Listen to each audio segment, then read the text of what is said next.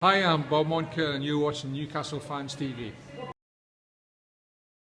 Right, hi everyone, how are you all doing? Welcome to Newcastle Fans TV. I've got Sharkey with us, the other presenter. We're just going to be talking about the tune and how we're going to set up perhaps and what the likely threats may be from Luton are. So, Sharkey, great win.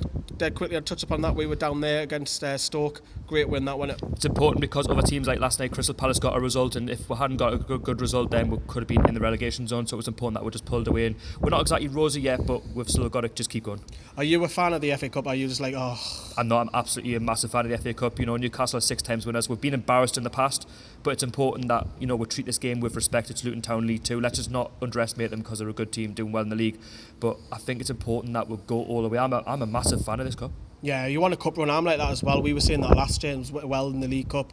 You know, very disappointed to get put out by Hull, and that Oxford one. I remember being on Tenerife and I was foaming on the balcony.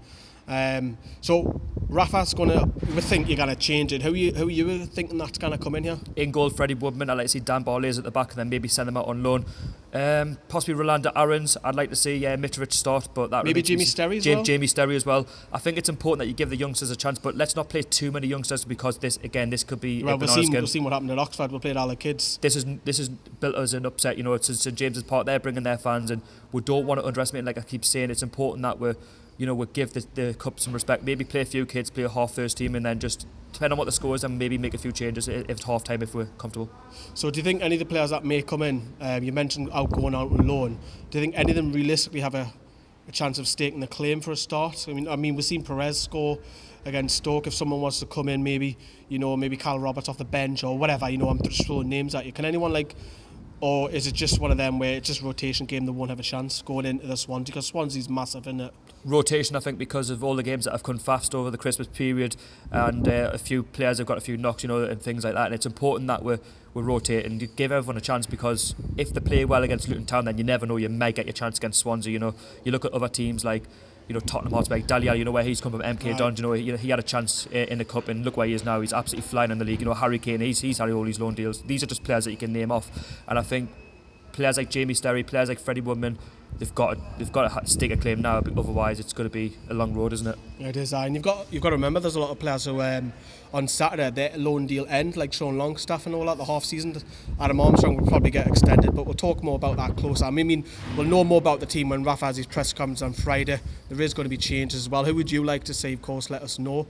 How do we go about Luton? Because Luton are flying goals. They'll be coming up here trying to cause an upset, and how do we approach this game as Newcastle fans, as a Newcastle side as well? Like I've said in many games, we've got to go two up top. We've just got to go for it. We're the home team, it's different if you're away from home, they're going to be G'd up with the fans, but because we're at home, it's important that the fans stay alongside the team, in that we're attacking from minute one, and let's try and get an early goal, because if we get an early goal we can settle the nerves, because the players will be a little bit nervous because it's Luton Town and there's the bananas going to the upset there, but it's important that we can get a couple of goals early on. So I want to touch upon the atmosphere, because you're going to have a lot of, no disrespect, a lot of non-season ticket holders, people who don't really go to games, a lot of kids at the game as well.